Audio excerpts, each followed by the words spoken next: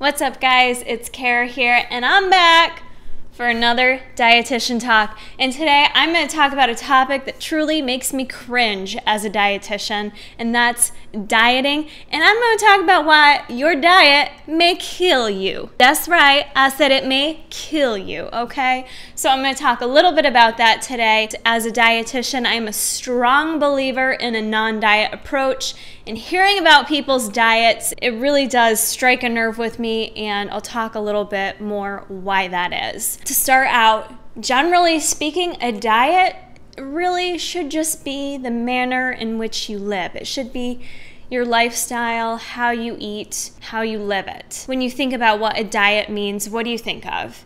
You think about something that restricts your calories, kind of restricts your intake in one way or another to produce a weight loss. So in our minds, we typically think that a diet is something short term. It's not necessarily a quick fix, but a lot of people consider it a quick fix. There's usually a start and an end to it, and it's typically not going to be long term. When I speak about this, I want those of you listening to this video right now to think about how many of you have ever dieted before or been on a diet. Answer that question to yourself right now as I'm going through this video, and I'd really appreciate it if you guys share this video with others and bring this topic to the attention, because I think dieting is a relevant topic to all walks of life. Whether you're someone who's never struggled with weight issues, whether you're someone who has, whether you're someone like myself who's dieted for athletics, for sports, for competitions, it's relevant to everyone,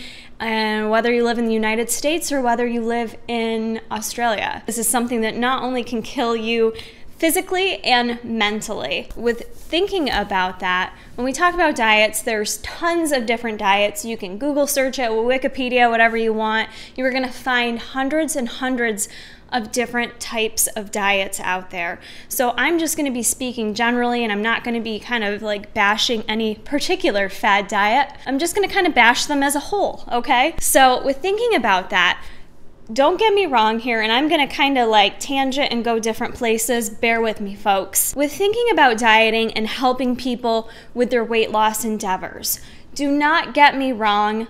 In this video, I'm not speaking about people who have medical conditions that require set diet. People with intolerances, medical issues, diabetes, you name it. That's not what I'm talking about here. I also want to point out, I do think there are some people that really kind of need, you know, some stepping stone, some type of place to get started when they're feeling lost with what they're eating, their exercise habits and things like that. Most of us need something a little more concrete, a plan to put in place. We need something to be laid out for us step by step to kind of help motivate us, make it a little bit easier. I see that, I get that. I can be that type of person as well, where I do need things to be a little bit more tangible. Tell me what to do, I'll do it kind of thing. I agree with that to an extent. So a diet or a plan, if you will, a more concrete plan, is okay to use to kind of bridge where you are right now with where you want to go in your future, and to continue it into a lifelong journey of healthy eating. The unfortunate issue, though, is most people use dieting as a crutch.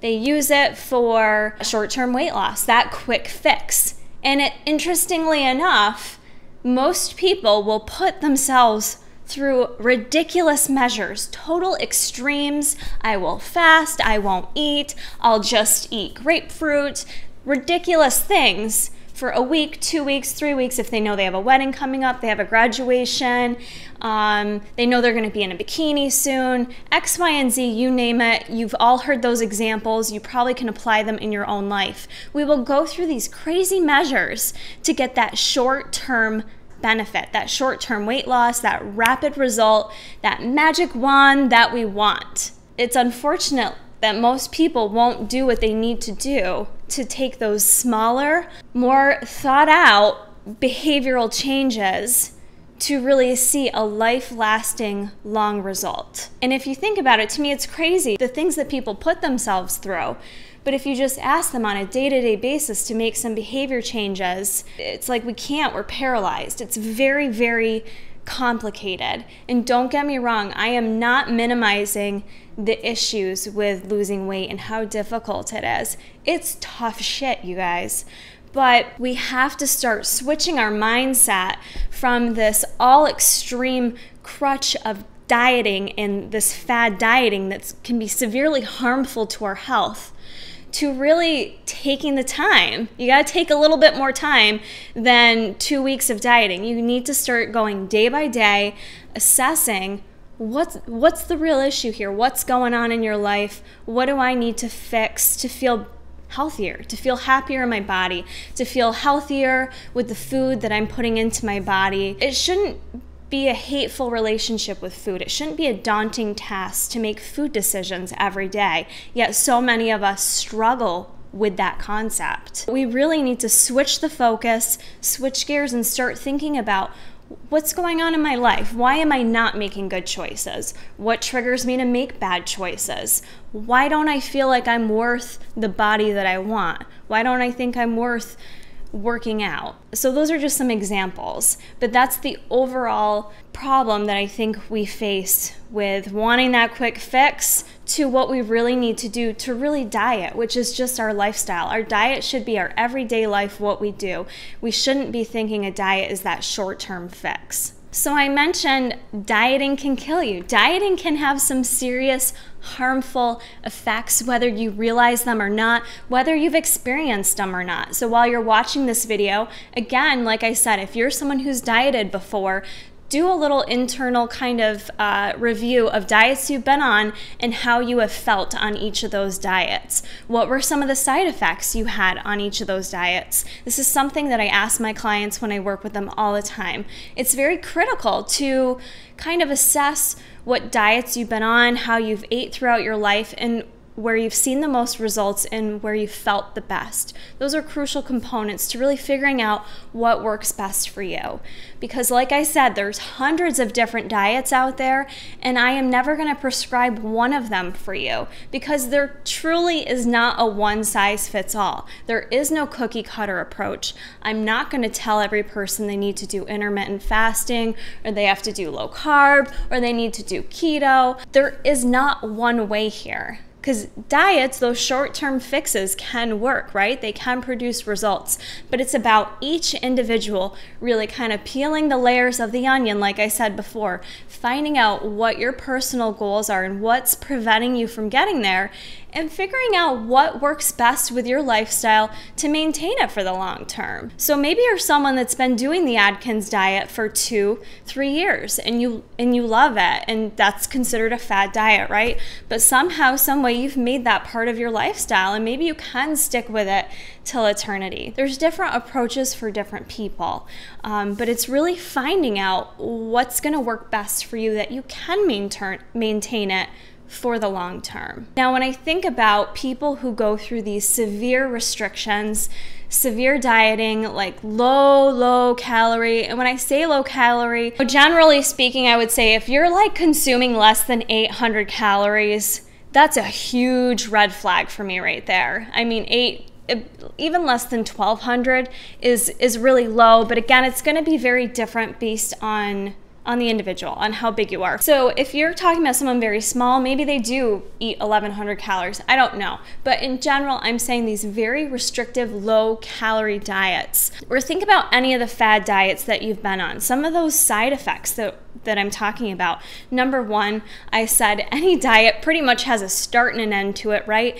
And what happens with most people that can't sustain those diets, they tend to not only gain the weight back that they've lost, you know, they typically don't maintain it longer than 2 to 3 months. Something happens, they go to a birthday party, maybe they went to their graduation and now that little dangling carrot is gone, and they not only start to gain the weight back that they lost, but you end up gaining even more weight than you weighed from the starting point. So that can be detrimental not only to your physical health, but to your mental health. And your mental health is just is critical here, because we're talking about body image, we're talking about self-esteem, we're talking about confidence, we're talking about you feeling like you deserve to be in the body that you deserve to be in. And it's a subject that not a lot of people talk about, but a lot of people struggle with, guys and girls, all ages. So that's one harmful effect right there, is that weight gain is going to come back most likely. If you haven't made true behavioral changes,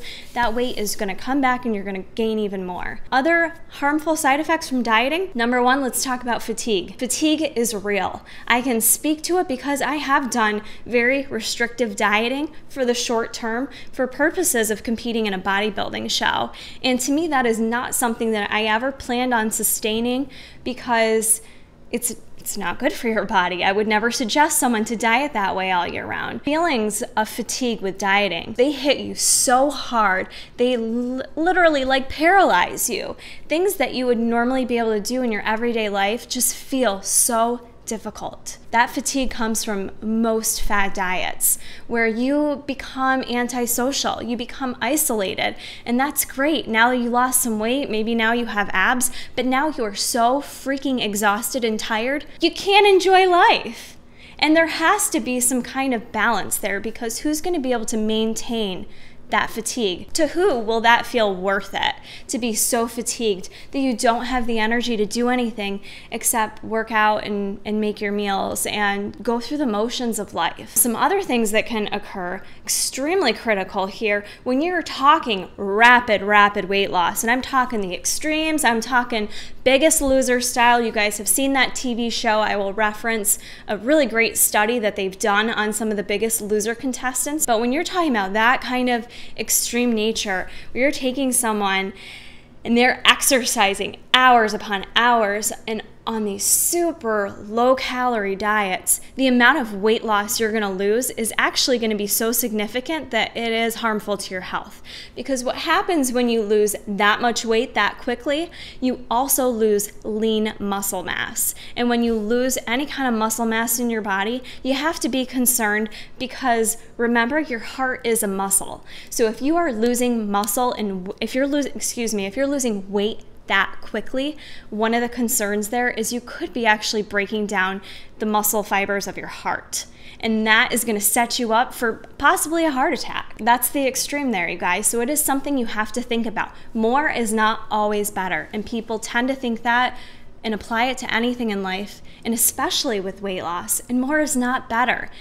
You shouldn't be losing 15 pounds a week, folks. I don't care how big you are. That is not right. That's not healthy. You're not doing it a way you can maintain. It's scary to me. It's scary to me, and unfortunately, it's been advertised on this TV show for many years, and now people think, I only lost 2 pounds this week. That sucks. I'm doing horribly. Oh my God, no. You lost 2 pounds this week? That's fantastic. That's perfect. That's exactly the rate you probably should be losing weight. But our minds have been so shifted by all this BS that we see on TV and the Fitspo and everywhere else. We have lost complete ability to know what reality is when it comes to weight loss and what's healthy. There is your biggest extreme is heart issues, heart problems, risk of electrolyte imbalances, which again, I don't know how many people end up going to the ER, end up being hospitalized, even during bodybuilding preps, bikini preps. A lot of people don't talk about this. A lot of girls don't talk about this. I don't know how many people I've known that diet down and end up in the ER because their electrolytes are all jacked up, that they're pretty much ready to pass out. Once you get into that extreme electrolyte imbalance, your body's also going to be leaching calcium from your bones. And again, you're going to be how old? 20-something years old, at risk of osteoporosis. Maybe you don't care in your 20s if your bones are healthy, but you sure as shit should start caring when you're in your 30s, because your body loses the ability to even absorb calcium into your bones as well. When you hit that age of 30, you've peaked out, you're done. What you're working with for bone density is about as good as it's gonna get. So you really need to care about these things. These are critical things that can actually shorten your lifespan and make the quality of your life worse. And you have to think about the quality of your life here. Something I want to touch upon, and maybe tangenting, is the fact that so many people, I think, believe that if I just lose the weight, I'll be happy. If I just lose the 50 pounds I need to lose, I'll be happy. Or maybe it's less extreme. If I just lose that 10 pounds, I'll be happy. Maybe you're morbidly obese. If I just lose the 300 pounds, I'll be happy.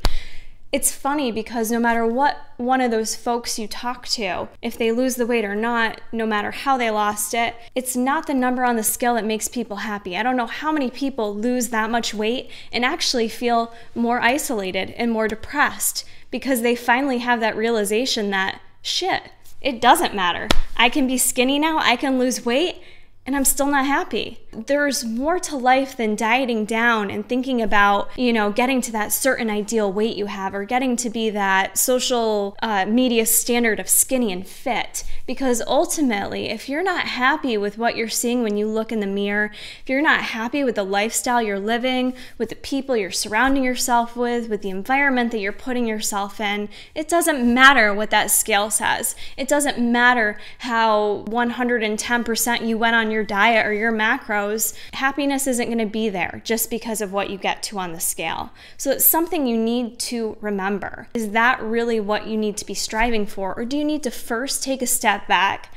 I love saying peel the layers of that onion and figure out what the crap's going on in your life that you need to maybe work on first. Because the odds are, if you start looking into those things, if you start digesting those parts of your life a bit more, it'll make everything easier when it comes to your food choices. It'll make living a healthier lifestyle easier. And really, to me, that's what it's all about. And I think a lot of health professionals would agree with me that that's what it's all about, because even a modest weight loss can have huge, huge health improvements in things like blood pressure, risk for heart issues, diabetes, you name it. So it's not always about getting down to this false ideal number, which so many people diet for. It's really kind of just finding a way to be healthier in your lifestyle. I do want to go back to that Biggest Loser article. I encourage you guys to look it up. I believe it's in the Journal for Obesity, but there is a great article that summarizes it. The New York Times website has it there, and it's really, really interesting to look at some of the other side effects that happen. And again, this is talking about the extreme circumstances The Biggest Loser has people go through. As you know, the folks that start that show are morbidly obese. They're in that extreme category, and they're basically taken out of reality. They're put on a ranch, and they live their lives to exercise several hours a day. They have trainers whooping their butts all day long, and their diets are very, very extreme. So there was a study done with about 14 or 15 contestants, kind of long term, since the show's been on for a while now, to see what types of things happen post Biggest Loser. Not a big surprise, as you'd imagine. Basically all of them had gained back some of the weight that they had lost on the show. That's not a huge surprise. I would think most of us would probably anticipate seeing that. Maybe you wouldn't, but I'm not surprised when I see that result as a healthcare professional. I do think it's great, though, to focus on a positive for a second, that a lot of them did maintain a chunk of their weight loss, which I think is great, because when I spoke about this earlier, a lot of people in those extremes are going to lose the weight. They're going to gain it back plus some. And a few of those people have had that happen, but there's a good portion of people that have maintained a portion of their weight loss.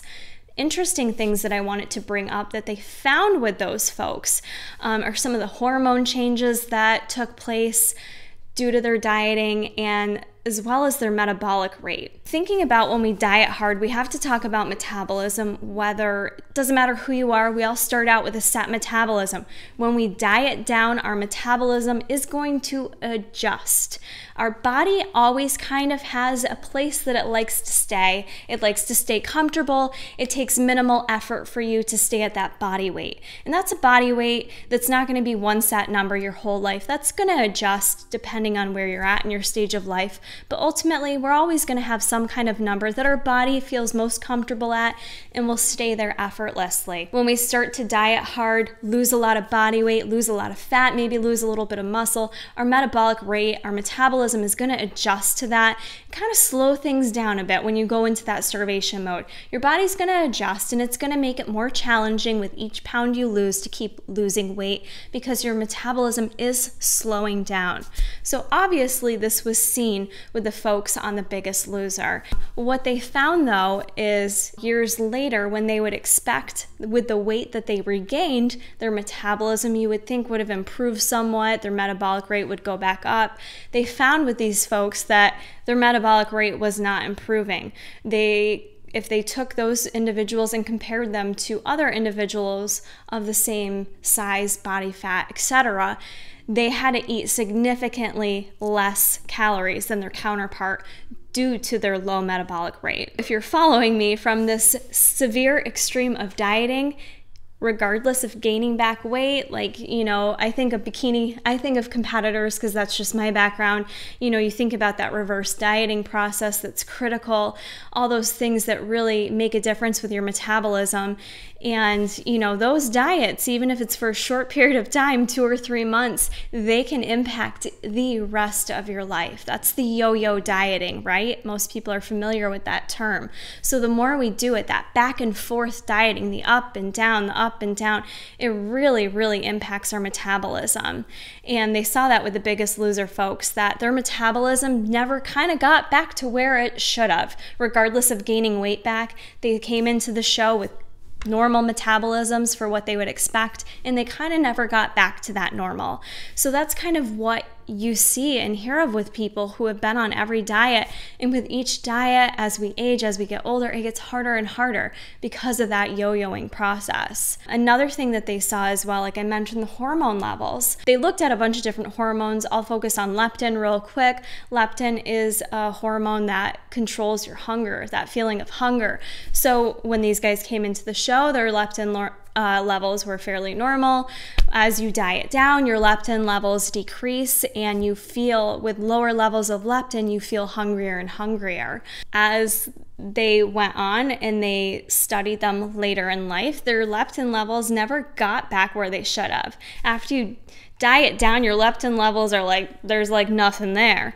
And when they, you know, how many ever years later, when they evaluated them, their leptin levels were maybe about 50% what they were initially. And they never kind of rose back to that normal level, that normal hormone level that it should. So when you sit there and think, oh my God, like these guys are overweight and obese, all they need to do is work out more and eat less, it's that simple. Well, it's really not that simple if you've jacked up your body and jacked up your hormones. You know, if that leptin level never gets back where it needs to, you are constantly going to feel hungry. You're going to feel hungrier than you should.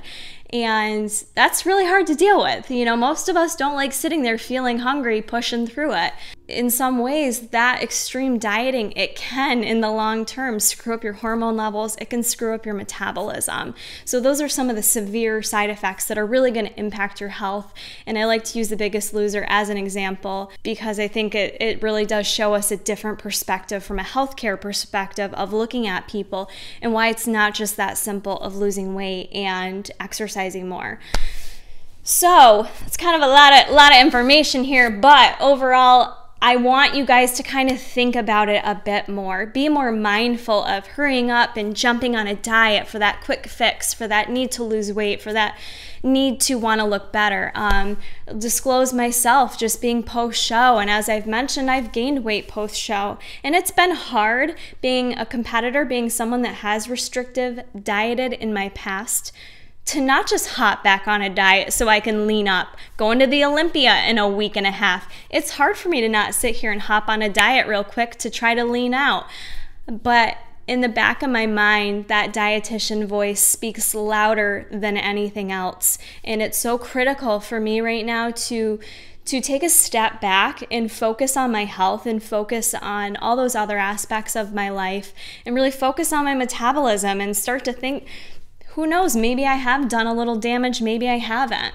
It's hard to say at this point, but you just never know. And I think I personally did it for a goal to be on stage. Some people do this on and off their entire lives.